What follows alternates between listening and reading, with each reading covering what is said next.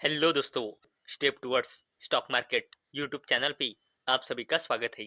तो दोस्तों, आज के इस वीडियो में हम मल्टीपल शेयर के लेटेस्ट अपडेट और लेटेस्ट न्यूज़ के बारे में बात करने वाले हैं।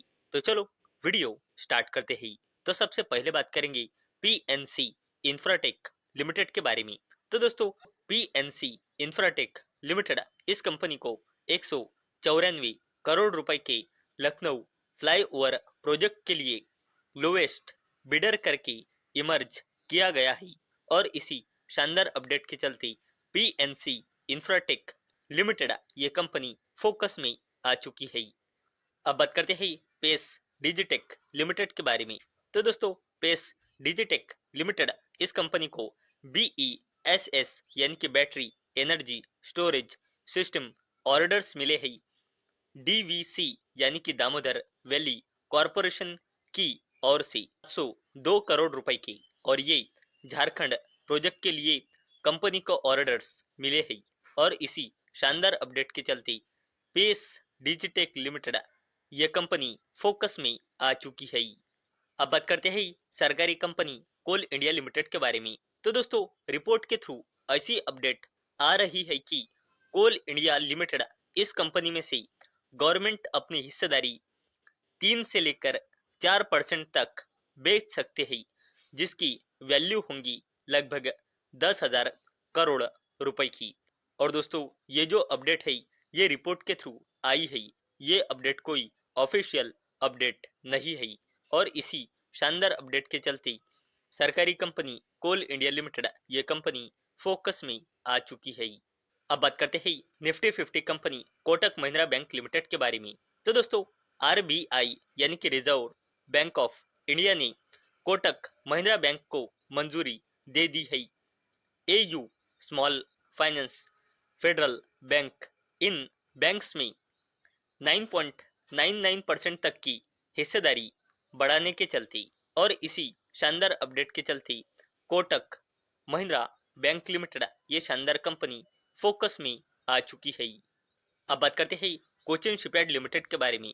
तो दोस्तों, कोचिन शिपयार्ड लिमिटेड इस कंपनी के आर्म यानी कि सब्सिडरी कंपनी को अडानी ग्रुप की कंपनी की ओर से 100 से लेकर 250 करोड़ रुपए के ठग कंस्ट्रक्शन ऑर्डर मिला है और इसी शानदार अपडेट के चलते कोचिन शिपयार्ड लिमिटेड ये कंपनी फोकस में आ चुकी है। अब बात करते हैं टाटा ग्रुप के दिग्गज कंपनी ट्रेंट लिमिटेड के बारे में।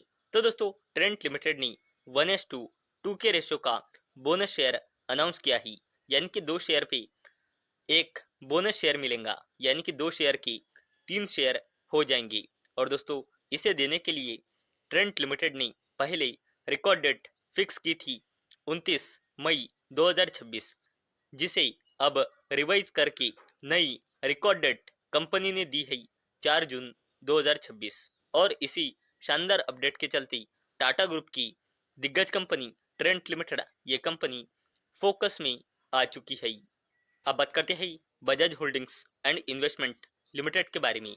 तो दोस्तों, इस कंपनी ने 130 रुपये पर इक्विटी शेयर का फाइनल डिविडेंड रिकमेंड किया है और कंपनी ने फाइनल डिविडेंड को देने के लिए रिकॉर्ड डेट फिक्स करी है 30 जून 2026। और दोस्तों, कंपनी ने अपने फाइनेंशियल ईयर 2026 के क्वार्टर 4 का रिजल्ट भी डिस्क्लोज किया है। अगर हमने कंसोलिडेटेड नंबर देखे तो कंपनी के sales year on year basis और क्वार्टर ऑन क्वार्टर बेसिस पे घटकर 61 करोड़ रुपए आई है और जो कंपनी का नेट प्रॉफिट है वो ईयर ऑन ईयर बेसिस और क्वार्टर ऑन क्वार्टर बेसिस पे बढ़कर 2577 करोड़ रुपए आया है।